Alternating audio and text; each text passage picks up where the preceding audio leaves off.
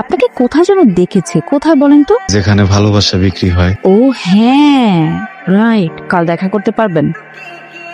পারবেনই তো, আপনি তো একটা ছ্যাঁচড়া। Whatever, I don't mind. কি কথা বলো না কেন, চুপ করে আছো কেন? নতুন বউ নাকি তুমি? ও আচ্ছা, বুঝতে পেরেছি। আমার দিকে তাকালে যদি প্রেম হয়ে যায় সেজন্য তাকাচ্ছ না, বলো কিছু। যেহেতু এইখানে কে কে আসছেন? বাবা তো ব্যস্ত, আমি একাই। চাচি? মা, আমার মা আমার জন্মের সময় মারা গেছে। তুমি সরি বলিস কেন? এসব বাদ দাও। তোমার বাড়িতে কে কে আছে? আমার বাড়িতে আব্বা মা থাকে না, জন্মের পর কখনো দেখিও নাই। আছে কিনা এরিয়াতে জানি না। বড় একটা ভাই আছে, ব্যবসা করে। আমি যে পড়ালেখা করি পড়ালেখার পাশে ওই দোকানে বসি। ওনাকে তো কখনো দেখলাম না। আমাবস্যার চাঁদ দেখা যায় না, হঠাৎ দেখা যায়। আমি দেখি না, কই যেন হারাই যায়, আবার অনেকদিন পর করতে যেন চলে আসছে। তোমাকে একটা কথা বলি, মানে এমনি বলতে ইচ্ছে করতেছে, তাই আমার যেন খুব ইচ্ছা হয় আমাকে কেউ ভালোবাসে, এরকম খোলা মাঠে বট গাছের নিচে হাঁটু গেড়ে বসে আমাকে কেউ প্রপোজ করে চিৎকার করে বলুক, হে পৃথিবী দেখো আমি এই মেয়েটার প্রেমে পড়েছি। ব্যাপারটা অনেক সুন্দর হবে না বলো? না, একদমই না। কেমন যেন বাস্তবতার সাথে কোনো মিলই নাই। সিনেমা লাগে। আছি।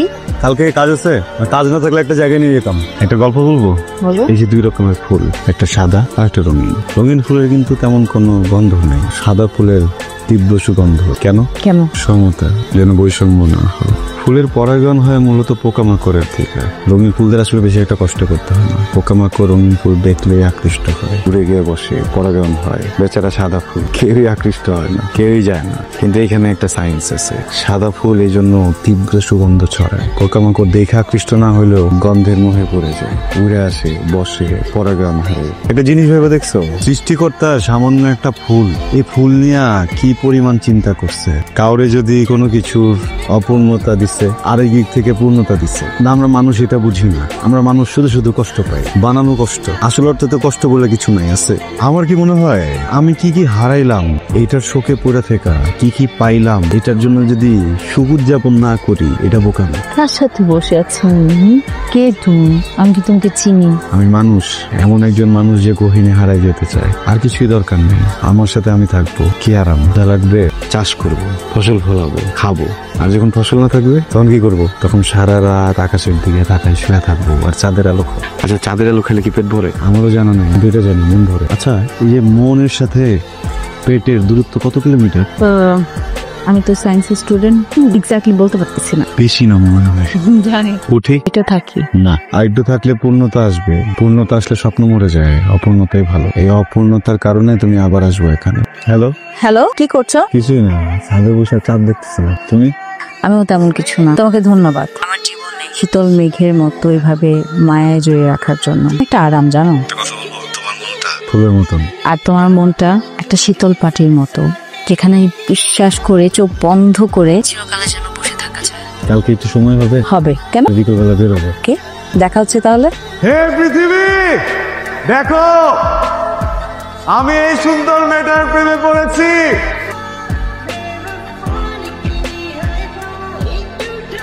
হ্যালো রাতুল, বাবা আজকে আমাকে নিতে আসছে। তখন বাবা পাশে ছিল তো ওই জন্য ফোনটা ধরতে পারিনি। মানে আমার বাবার সাথে চলে যেতে হবে আগামীকাল। শোনো, তুমি চিন্তা করো না, আমি বাবার সাথে কথা বলবো, আমাদের ব্যাপারটা নিয়ে কথা বলবো। তারপর যখন তোমাকে বলবো তুমি চলে এসো, আমাদের বিয়ের ব্যাপার নিয়ে কথা বলবো না। মাঝে যদি তোমার বড় ভাই চলে আসে তাহলে ব্যাপারটা আরো ভালো হবে। তাহলে আমরা শেষবারের মতো কিছুদিন পর তো আমাদের দেখা হচ্ছে, তুমি জাস্ট দোয়া করো বাবা যেন রাজি হয়ে যায়, আর কিছু না। আচ্ছা, খেয়াল রেখো, কথা তো হবে। আচ্ছা, চাচা আপনার কি শরীরটা খারাপ? না বাবা ঠিক আছে। কেন বাবা, আমি তোমাদের জন্য নাস্তা রেডি করতে যাচ্ছি, তোমরা দুজন কথা বলো। কি অবস্থা? ভালো, আলহামদুলিল্লাহ। আপনি ভালো? বাসা কি টাঙ্গাইলে? জি। বাবা কি করেন? চাচা আসলে বুদ্ধি হওয়ার পর থেকেই কখনো আমার বাবা মারে দেখি নাই। আমি জানি না ওনারা বাইচে আছেন কিনা বা কই আছেন, শুধু জানি জন্মের পর আমাদের ফালাইতে চলে গেছেন। দেখো বাবা, তোমার বাবা মাকে সেটাও তুমি জানো না, তোমার ধর্ম পরিচয় কি সেটাও তুমি জানো না। এমন পরিচয়হীন, ধর্মবর্ণহীন একটা ছেলের কাছে আমি আমার মেয়েকে মেয়ে দিতে পারি না। তোমার হয়তো পরিচয় ধর্ম সমাজ নেই, কিন্তু আমাকে একটা সমাজে চলতে হয়। তোমাকে আমি কি বলতে চাচ্ছি আশা করি তুমি বুঝতে পারছো। বাবা তুমি কি বলছো? কথা বলতেছি, আমি কি অফার করলাম আর উনি আমাকে কি অফার করবে? নাস্তা করে বাবা তুমি আসছো। বাবা আমি তোমার প্রতি অনেক অন্যায় করছি, আমাকে মাফ করে দাও। আমার মেয়েটাকে তুমি বাঁচো বাবা, আমি তোমার কাছে আর কিচ্ছু চাই না। ছোটবেলায় ওর একটা ব্রেন ডিজিজ ছিল, ডাক্তার দেখলাম, ডাক্তার বললো ওর একটা মাইল্ড অ্যাটাক হয়েছে। ও সবকিছু ভুলে যায়, ইভেন আমাকে সে ভুলে গেছে। সে আমাকে জিজ্ঞেস করে আমি কে। বাবা প্লিজ, আমি তোমাকে স্যার কিচ্ছু জানি না বাবা, আমার মেয়েটাকে বাঁচাও প্লিজ। তুমি যেই ওখানে করছো, বাবা তো ভয়ে আমার কি বলে জানো, আমার বলে মাফ চাই। বাবা গেট লাগাইতে এসছি, সে আসেনি। তুমি এমন মনে কেমন করলো আমরা বলো তো। ঠিকই আমি বহুত ওই যে আমরা দুজন তারা যে সব বলে দিই। বাবা নীলা, আমার নাম রাতুল, তোমার নাম নীলা। নীলা এমন একটা মেয়ে যে রাতুলকে অনেক বেশি ভালোবাসে, আর এই জন্য নিজের ফ্যামিলির সাথে এই অভিনয়গুলো করতেছে।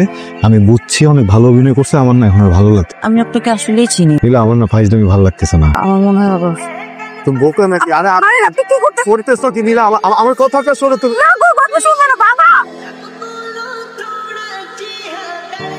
আমি এই গোটা পৃথিবী না জানলেও, না বুঝলেও, না চিনলেও একটা মানুষের বুঝি, চিনি, আমার স্ত্রী নীলা। কিন্তু আমার জীবনের সব থেকে বড় আফসোস, নীলা আমার চেনে না। যাকে হারিয়ে ফেলবো ভাবলেই বুকের ভেতর ব্যথার বিস্ফোরণ ঘটতো, তারে আজ না চাইতে হারাই ফেলছি। আমি তারে দেখি, দেখা হয়, কথা হয়, কিন্তু সবকিছুই উপলব্ধির বাইরে। নীলা, সকালে রোদ পোহাতে তোমার নিয়ে কত আয়োজন, সন্ধ্যা নামায় চলে গেলে পৃথিবীতে। নীলা, তুমি আমারে বলতা না ব্যাবলার মতো কেন তাকায় থাকি? ব্যাবলার মতো তাকায় থাকি কারণ তুমি সামনে আসলে ভুলা যাই পৃথিবীর সমস্ত সৌন্দর্য। আমি তোমার পৃথিবীর থেকেও বেশি ভালোবাসি, পৃথিবীর থেকেও বেশি।